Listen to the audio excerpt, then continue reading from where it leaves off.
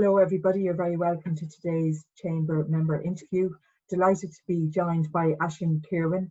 Aisling is the Sales Director at Integril Leads, a Laois-based business, not long in business. Aisling, would you like to give us a little background to the business and how you got started? Yeah, thanks for having us, Bernie. So I'm Aisling Kirwan and I'm the Sales Director and Co-Founder at Integril Leads.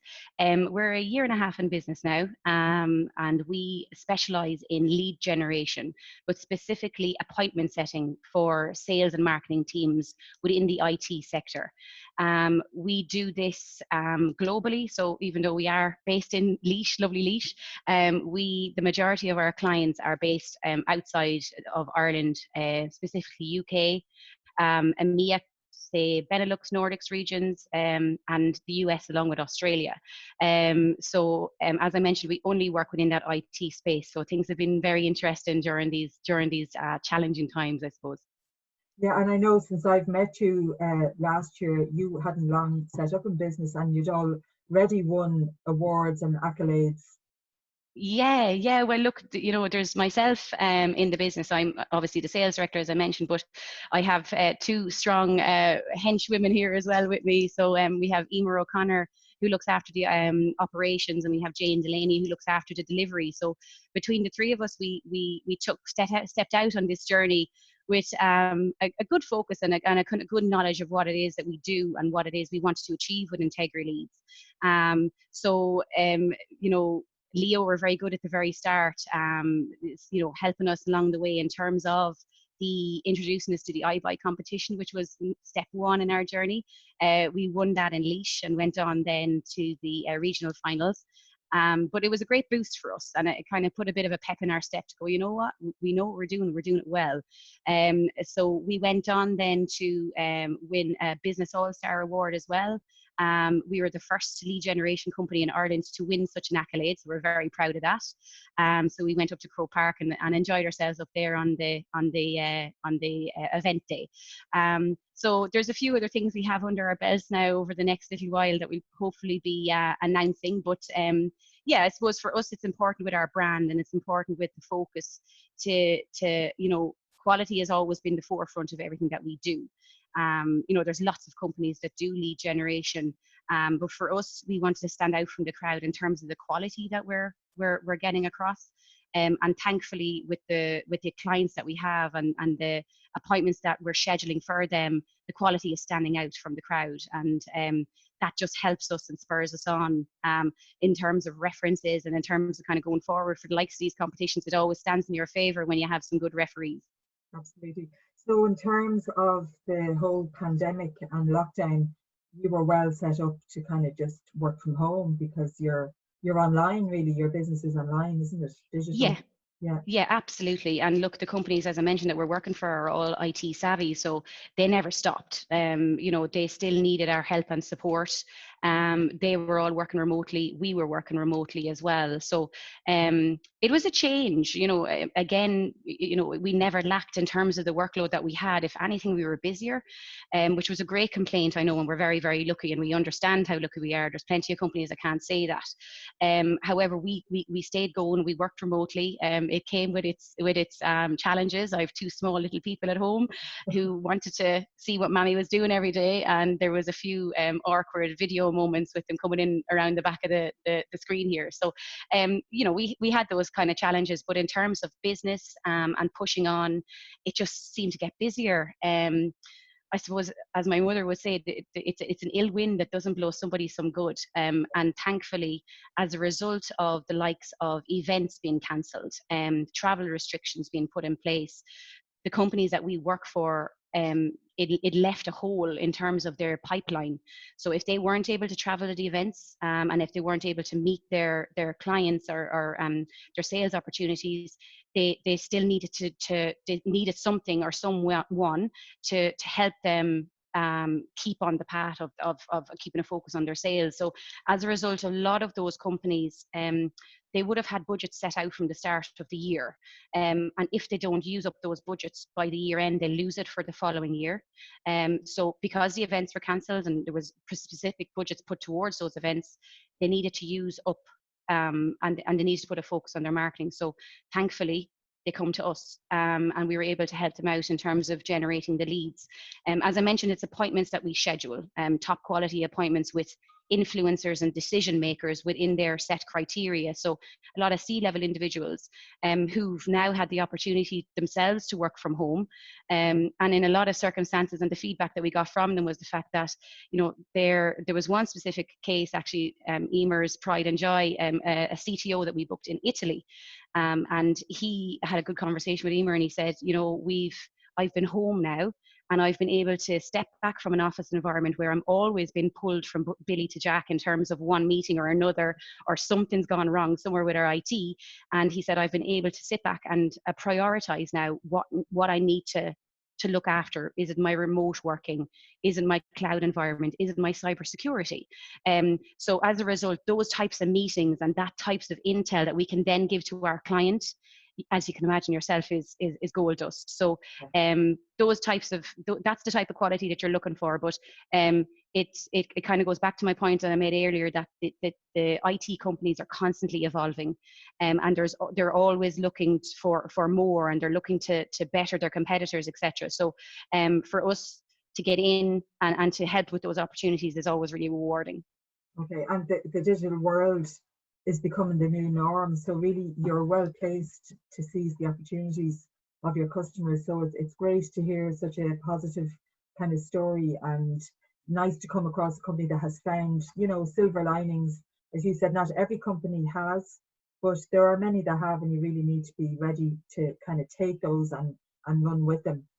Earlier we were chatting about your cash flow. You've really held a tight rein on that, so that hasn't been an issue for you during these difficult times either. Yeah, again and again, I know there's plenty of people that aren't we're blessed, you know, we really are, and that's all down to Emer here. She looks after our finances, but it was never an issue, you know. We understand that there's companies that are struggling, and, you know, there's companies that we're working with as well that, you know, kind of came to us and just said, look, we need to can you ease up on your restrictions? And we usually do a 30-day invoice period, and we're strict on it, and we're right to, because, you know, we're a new business at the end of the day. We need to make sure that our model is commercially viable. So, but we also understand that we're all on the same page here. There's companies that are struggling, that have had to let people go. You know, we haven't been in that situation. So, you know, fair is fair. So there's been a few companies who asked for the opportunity maybe to extend their payment period, which we did, and it came good in the end, and there was no issue. So in terms of cash flow, thankfully we're blessed. It's not been an issue, and I say it's all down to Emer having a tight rein on the purse strings. Yeah, I think showing some forbearance for the genuine companies that are struggling will come back in. You'll reap the rewards of that down the road. Yeah, yeah, Comes good. yeah, absolutely. And look, that's the kind of, and I in my sales calls, I'm very honest with prospects or clients. And, you know, when we onboard a client, it's time consuming for us, and it's time consuming for them. So what we want to do is keep them. You know, we don't want just the quick wins to make them a few appointments, wish them the best of looking off the trot. We want to keep them. So, you know, in our year and a half since we started this business, we've had a 95% retention rate. That's really something we're very proud of. There's not too many companies, especially in our line of work, that can say they can keep that. And, you know, when you come to a pandemic that none of us ever envisaged being in, especially not a new startup, you have to take the good with the bad. And if there's somebody that comes to you and they're honest and open with going, look, we're struggling, that's absolutely fine. We'll do what we can.